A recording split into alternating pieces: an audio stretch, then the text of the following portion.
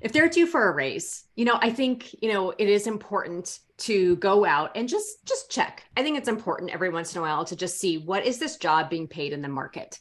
The beauty of salary transparency laws these days is that there is so much salary information published on LinkedIn, on Glassdoor, on salary.com, payscale.com. There's a new website called opencomp.com.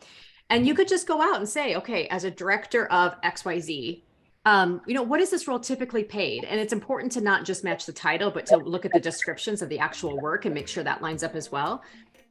Welcome to High Trust Professionals, a podcast where we interview top industry and community leaders, business owners, and entrepreneurs from across the country. Hear what it takes to build trust, be a respected leader, be productive, and win your day. Sit back and relax as we dive into another episode of High Trust Professionals podcast. Hey everyone. Welcome to High Trust Professionals podcast. I'm Lynette Arrasmith, your host, and I am here today with Kelli Thompson. Hi, Kelli. Hi.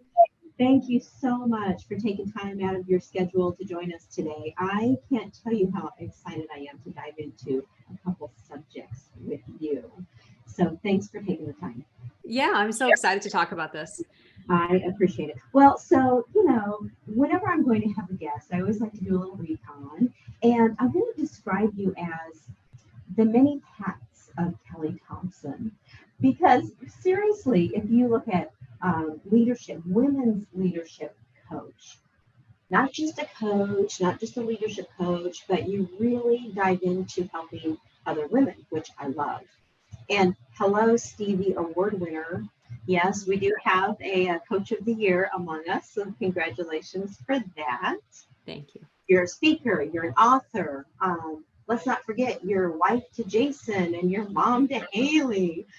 So a fellow working woman, right? Mm-hmm. And I don't even know where we start to unpack all that, other than maybe before speaking and coaching and becoming an author. What did Kelli Thompson do? What did you look like then? What was life like? Oh, I wish it was just that easy. I grew up in corporate America, so I am a corporate veteran. And I spent over 12 years in banking, close to 14 years in banking. So, I am familiar with the mortgage industry quite well. And, if you would have asked me when I was in banking, if I ever would have got off on my own, I would have told you, oh, I don't have an entrepreneurial bone in my body. I spent the majority of my banking career. I started in sales, and then I was a sales trainer, went to leadership development, eventually went to human resources and, doing more leadership development type work. I did leave banking and I went to go work for a tech company where I oversaw HR. Mm-hmm. And, it was really in those roles where I started to notice that, gosh, it's pretty common for me to be one of the only women in the rooms where decisions are made. Banking and technology, and I was in healthcare tech, by nature are male dominated industries. And so it wasn't uncommon for me, especially as an HR leader, to have a lot of women come into my office and say, ooh, there's this job on the posting board, but gosh, I don't know if I should apply for it. Do I have all the qualifications? And you know what? Men just didn't come in with those sorts of doubts. They would reach out to me and be like, hey, this job's posted. What do I got to do? Who do I got to talk to? And that really started to kind of pique my interest, because I'm like, I really love talking to women and helping women advance, because I noticed there was kind of a confidence gap, hence the title of my book. But I took a quick pit stop and I worked for another author and entrepreneur for about 3 years, and I did leadership development work. And that's really I got my first taste that, maybe I could be an entrepreneur. She can do it. She makes it look so easy. And, in 2019, I had just recently been remarried. My daughter was getting older. I was traveling a lot because I was traveling all over the country, delivering leadership training. And I wanted to be home more. And so there was a piece of my job that I really loved that I'd been doing more of, and that was one-to-one coaching. And, there wasn't full-time work for one-to-one coaching in her role, but she said, you know what, let's just be partners. You can kind of take this client you're working on with you. And I thought to myself, if I was ever going to go off on my own, now is the time. And so in 2019, I left corporate and I started my own leadership coaching practice. And it was after the pandemic in 2020 that I went all in on focusing on women. And so, yes, my mission is to help women advance to the rooms where decisions are made.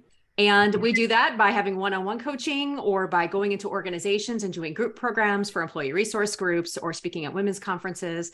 And it's been a lot of fun, working on this mission. And it's something I'm definitely passionate about.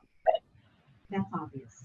That's very obvious. Well, and you know what? I think it's needed. So as a fellow professional woman who has been in those meetings, who's been at those tables, and especially in the world of finance and banking and even HR to some extent, right? It's male dominant, which is, good, fine. But if you're not a confident woman, and then you just don't know how, you just don't know what to do and how, which is a great segue because I want to lead into a little bit about your book, Closing the Confidence Gap. So, of course, I love that we're focusing on confidence because think about this, even if someone does not aspire to move up the ladder, we still want them to have confidence in their current role, right? To own their position, to be in their right place. And so you've heard the saying, showing is better than telling, asking is better than telling, and it matters who says it. So, of course, I'm on your website poking around, and what some of the others are saying about your book, I'd like to share with our audience. Cy Wakeman, you and I both know Cy, fellow author, keynote speaker, consultant, etc. She said that your book calls women to the highest form of empowerment. So there's that confidence word, empowerment word. Liz Simpson, who I didn't know Liz, founder and CEO of Stimulus, right? She's looked at as a LinkedIn influencer. So what makes someone an influencer? Number of followers, maybe?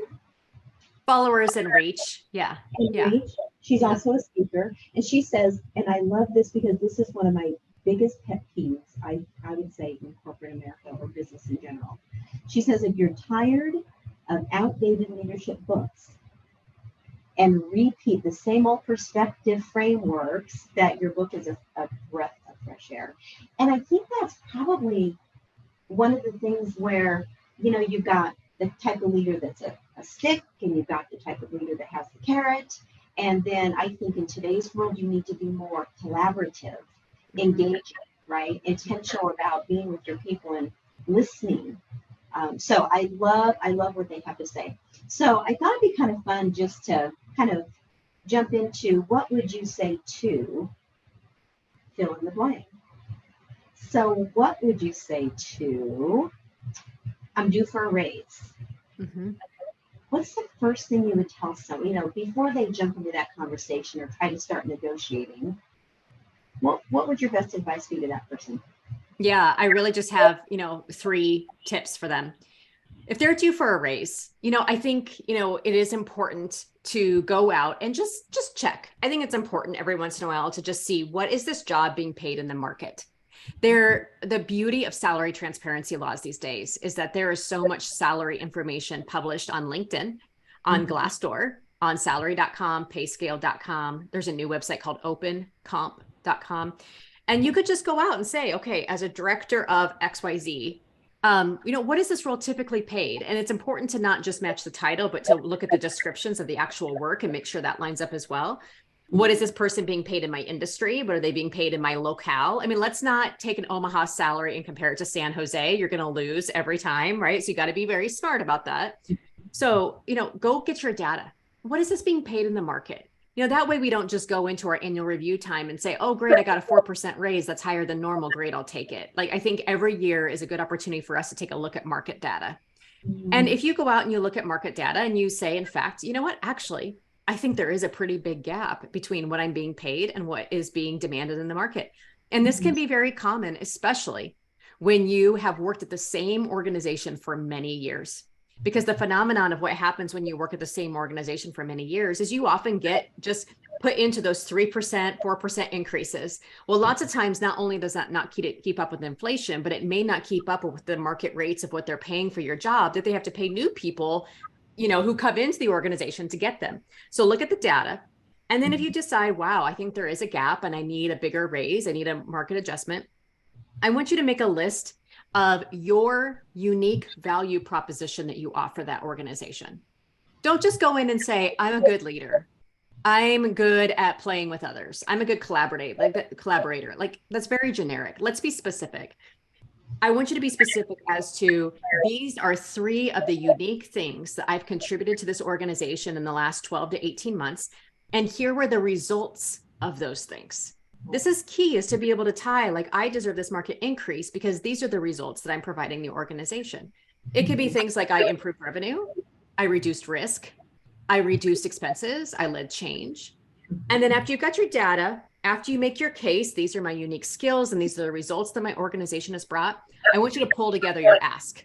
You know, if you need to write it out first, if you need to practice it on your iPhone, in front of your pet, in front of your partner, like, don't be the first time you ask for this, like when you get in front of your leader.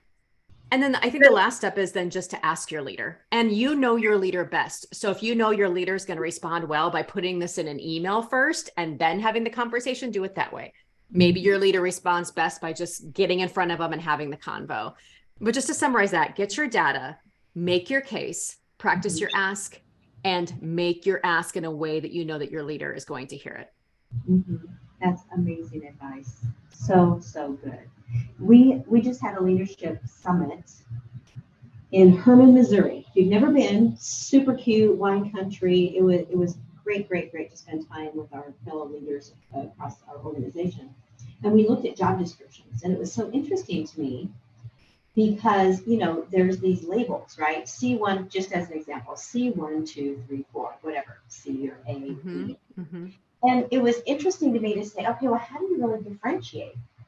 And then, like you said, you know, is it just that standard 3 or 4%? Is it, you know, how do you bring value to what you do so that you can demand more?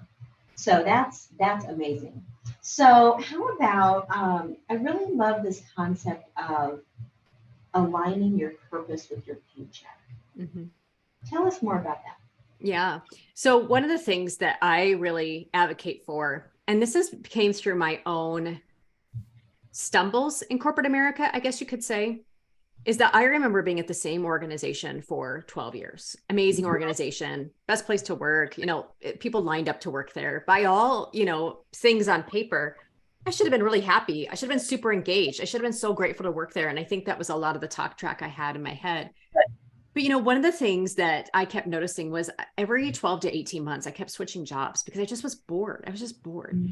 And I think I was, you know, at about year 10 and I was driving home. And I remember that afternoon I had been looking at the posting boards and I'm like, oh my gosh, here I go again. Like this is a cycle. I need to do something about this. Like, why do I keep just getting so bored so quickly? And I really kind of had to like start learning to ask myself some hard questions, including like, oh my gosh, am I meant to actually stay at this company?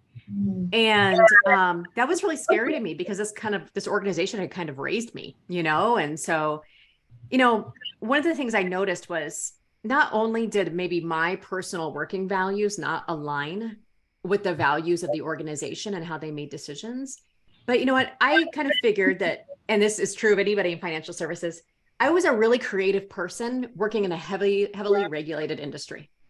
You know, if you're going to work for a bank or any financial services company, banks are going to bank. And that means they have a lot of rules to follow. And me as a creative individual, I was like, I just don't like that. There's some people, you know, my husband actually works at a bank. He loves it. He loves all the rules. And when I talk about aligning your purpose and your paycheck, it's really slowing down and asking yourself, like, do my values match the values of the organization? And not just what they have advertised on their website, but how they actually make decisions. The next question is, you know, does this job allow me to use my best talents every day?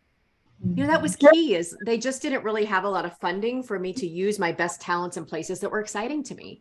And there's a type of burnout that doesn't come from overwork. It's called rust out. And it's when you show up every day and you're feeling burnout because you are not using your best talents. Like you literally feel like I'm getting rusty because I'm not like using the things that I'm best at every single day. And I really had to think about like, well, what is my energy level at the close of most business days? And is this job helping me move me closer to my career purpose and goals? And the answer was no. And a lot of those questions I had to learn myself to help me realize that, you know what, maybe the organization that I was at was not the right place. And that really prompted me to actually make a career change and find another organization that did align with my values and the way I wanted to work, that did allow me to use my best talents every day because they had a department for that, or, a budget dollars to support it, that would help me move closer to my career purpose and goals. And so when I say align your purpose and your paycheck, I think a lot of times one of the reasons why women come to work with me is because they're burnt out, and not because of overwork, but because of rust out. And it's because maybe they're in the golden handcuffs. They make really good money, or the organization has amazing benefits, but like every day they feel like they're pushing a rock uphill. And really by starting and asking ourselves some better questions and being intentional about the type of work that we're looking for and the type of company we want to work for, we can really create alignment and get paid well for the things that we love to do. I love that. Be in alignment. So how would you address, let's say that they feel they're at the right company, they're in the right department, they're probably in the right role, but they don't necessarily jive with their direct report. Because you talk about purpose and alignment, and there's so many different ways and places to be in alignment. You might have a fantastic organization, and tippy top down leadership is amazing, but maybe there's that supervisor that you don't really jive with. Mm-hmm. Same thing. Find alignment in every part and piece. Well, here's the thing, and I always tell this to folks, like in every job that you go to, you're not going to have a perfect boss. In fact, and probably over 50% of your career, you're going to work for somebody that you're like, eh. I think like bosses exist on a bell-shaped curve, right? It's like, 25% of the time, you're probably going to have a boss that you just love. You would follow them to the ends of the earth. Maybe, 50% of the time, you'll have a boss that you just feel kind of indifferent about. Like, what? They're fine. They're fine. It's all fine. And then maybe sometimes 25% of the time, you're going to have a boss where you're like, this person is teaching me a lot of what I don't want. And so I think you kind of have to go up 50,000 feet. And I've been through this, and I've had clients who've been through this. And you really just have to ask yourself, like, is a supervisor that I don't like worth leaving an organization that honestly, I do enjoy? I do feel aligned with. I do see a lot of purpose here because, I think the average job tenure these days is like 18 months. And so I always tell folks, like, if you don't jive with your supervisor, like, one, you can choose to wait it out. Like, number two, and lots of times they'll send me an email like 9 months later. They're like, yep, got a new boss, and we all laugh because that just happens.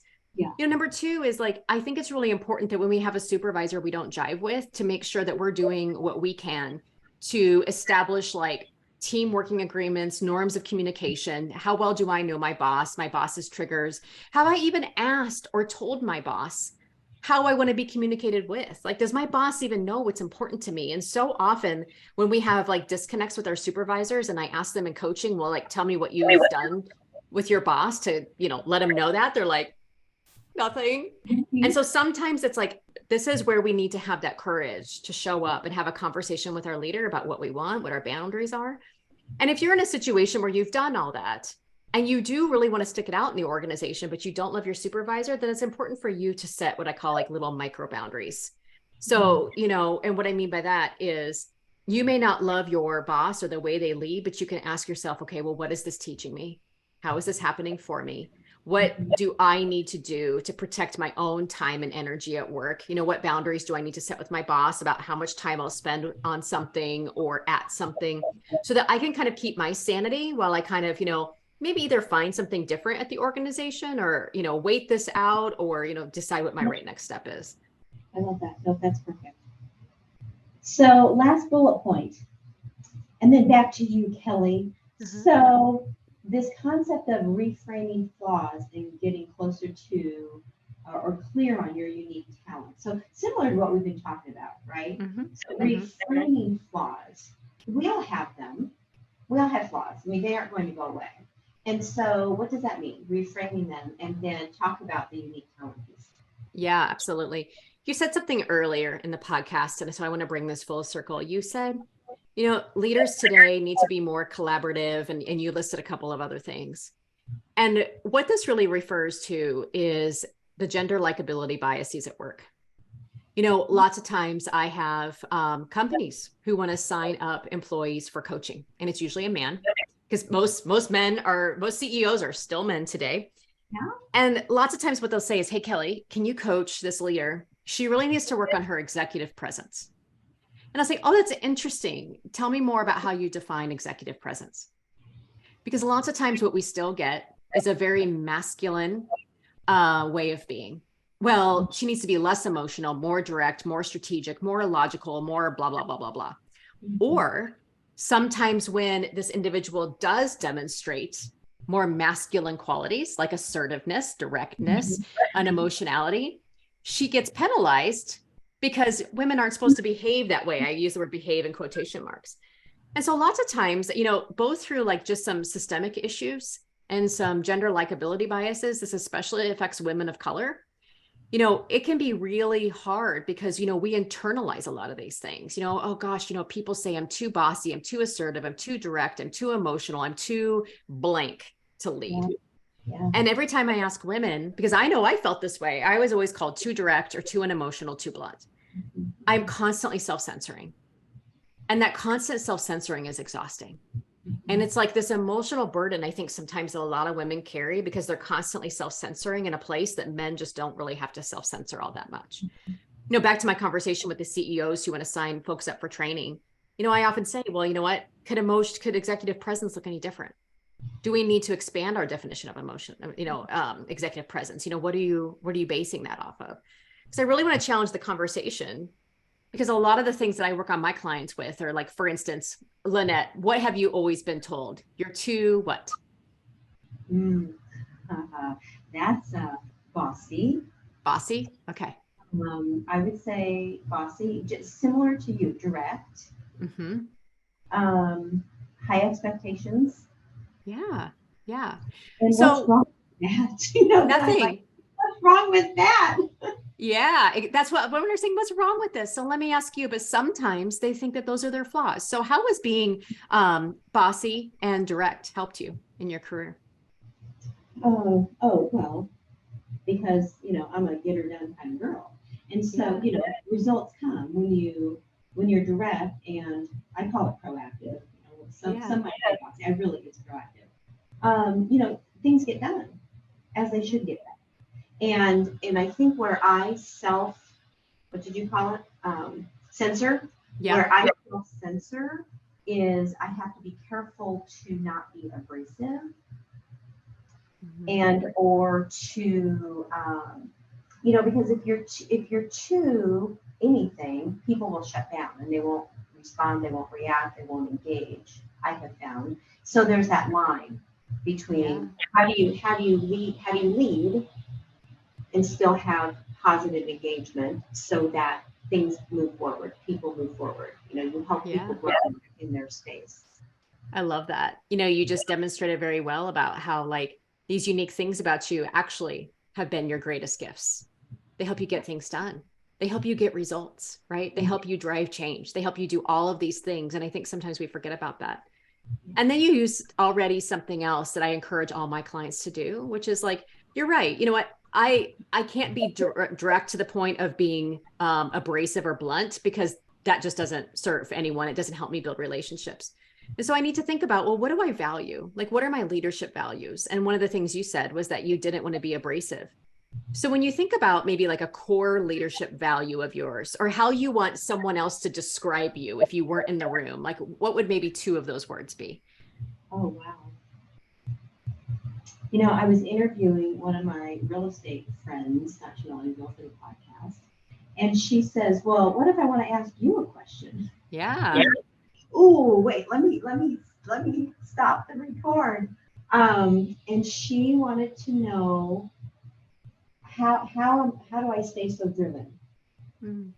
And that was just that was a very interesting observation for me because I am driven. I don't know. I just am. Mm-hmm. It's do, get her done, next. So yeah, I don't know. There's so much. That'll be part 2. We'll unpack me next time. Yeah. Well, let me just give you an example. So sometimes for those of us who are direct, and I work with my clients on defining their leadership values, which is just kind of in short, how would you want other people to describe you when you are not in the room? because the majority of the decisions, that happen sometimes about your career happen when you're not in the room, as Carla Harris says. And, so my values are like love, respect, creativity, family, and learning.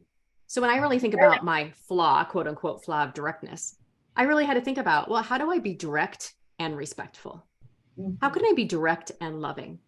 So I really encourage women, instead of trying to like hide and self-censor all these flaws about them, like, let's just own them as gifts.